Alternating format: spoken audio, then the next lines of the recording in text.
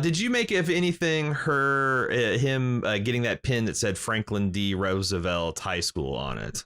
I did not. So that's the one thing I knew a lot of people would be talking about. So I looked into it, and there's this really complicated theory people are working on that this is like the harbinger of Molecule Man, which is an obscure hero / villain in the Marvel universe. But I think, okay, I think it's all bullshit. I think y'all are they're way overthinking this. Because if you do a search, like if you search for like Franklin D. Roosevelt Marvel, there's no results. But this is the most famous real life high school is in Brooklyn, New York. And in the MCU, Steve Rogers, one Captain America, hails from Brooklyn. And I think they're suggesting, because there's one of the big questions coming out of episode 1 is like, how did Steve Rogers do this crazy time loop where he became a variant for 50 plus years, going back to make time with his old sweetheart after he set everything back right?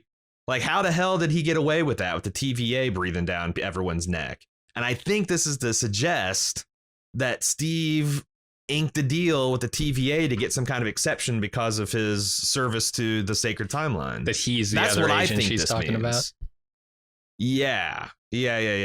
Huh. I think that's what they're hinting at. I think it's nothing more complicated than answering some of these questions that people obviously had because Endgame was so fucking timey-wimey. And how are they trying to... I think this is just a little easy. They might not even like make anything bigger of it than that.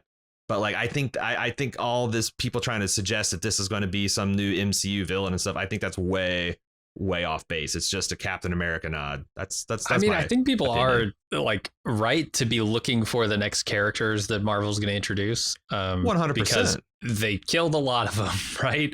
They need to replenish their ranks. So I understand the reasons behind why you might be looking for that stuff, but I like that theory a lot.